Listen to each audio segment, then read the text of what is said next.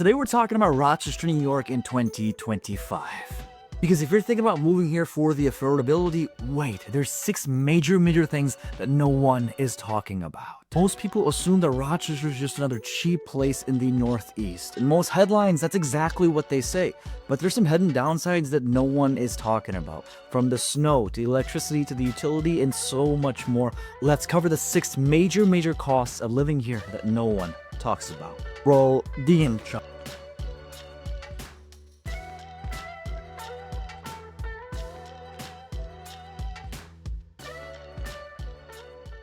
What's up, guys? Your favorite realtor's favorite realtor here. And listen, if you've Googled Rochester, New York, you've probably seen the headlines. And yeah, most of them are actually true. Housing costs that are 40% lower than the national average, grocery costs and restaurant costs that's actually reasonable, and lower overall cost of living compared to most major northeastern cities. But here's what they're not telling you. Winter-related costs are absolutely crazy.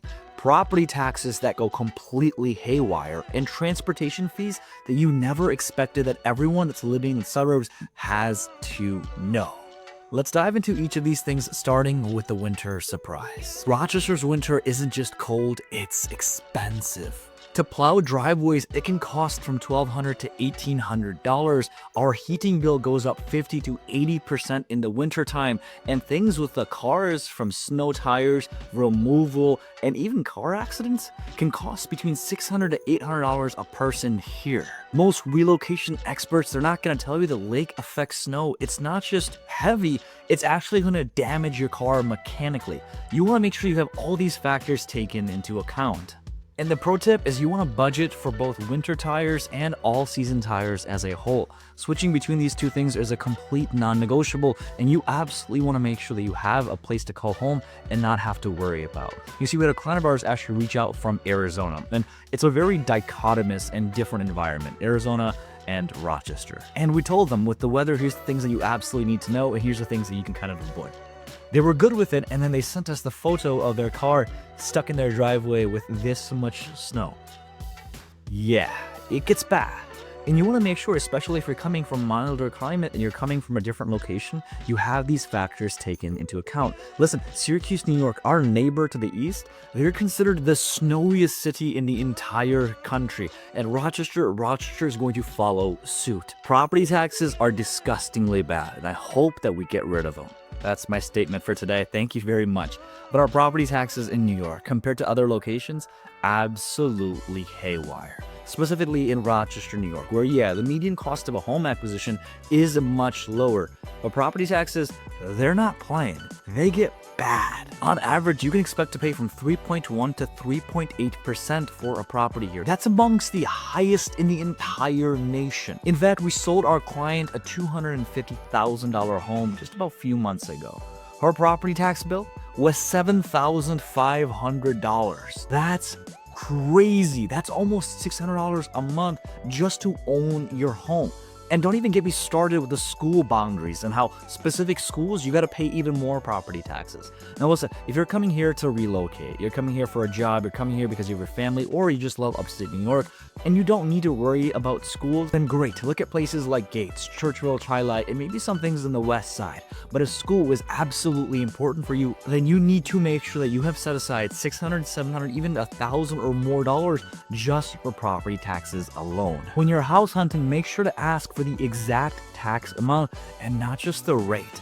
You need to make sure you have those numbers calculated into the mortgage, and that's why it's so freaking important that you're working with a professional that understands the market, that knows exactly what's happening, and ultimately can help you facilitate this move in the most effective way possible. That's what our team does. We've had maybe 7 or 8 reach outs in the last month alone, and it has meant the world to me, and I want to say thank you.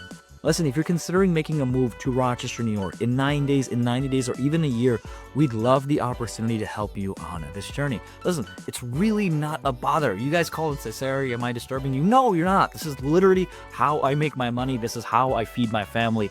I'd love the opportunity to help you on this journey.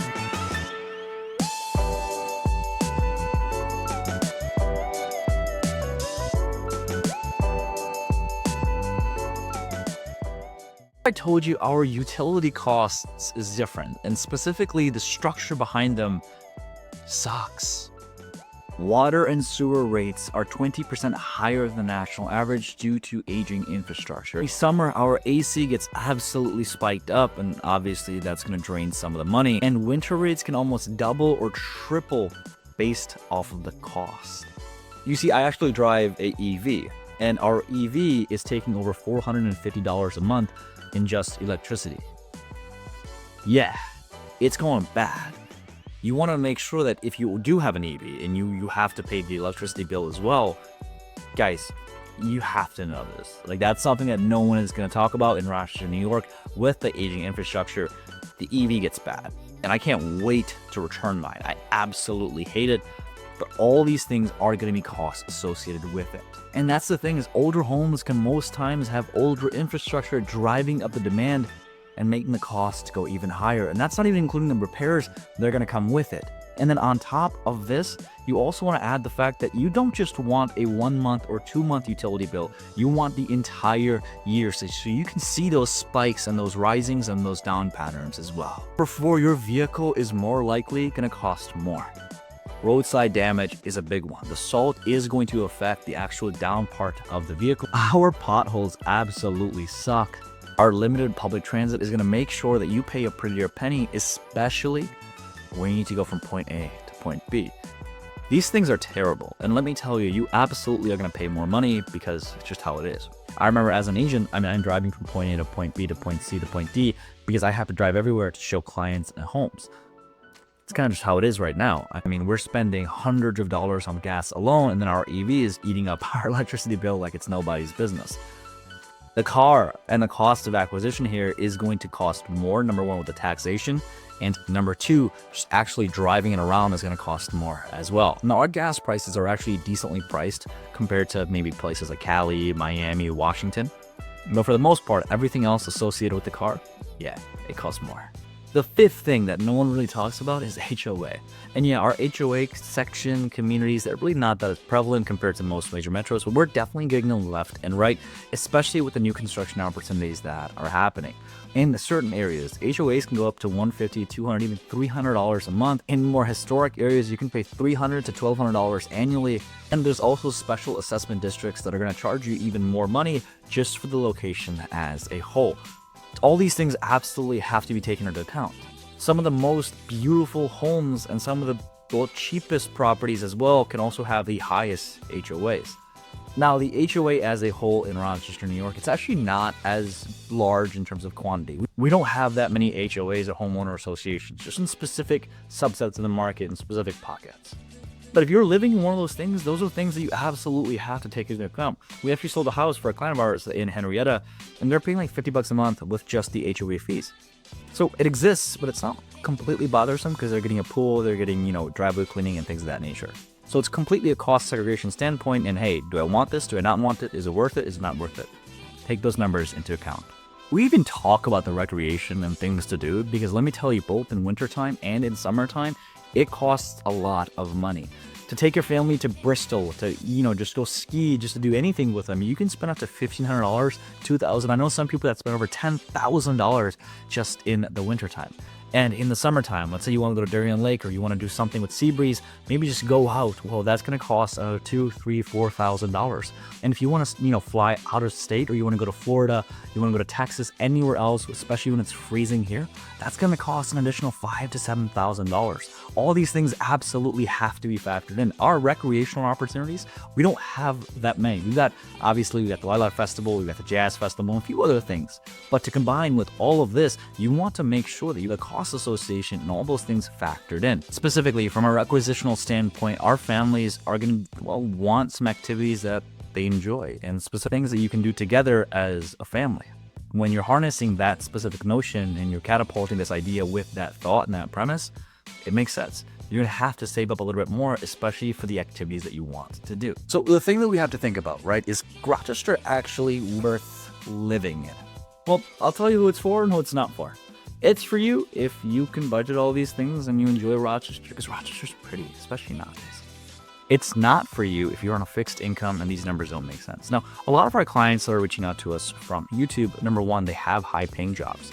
Number two, they can work remote.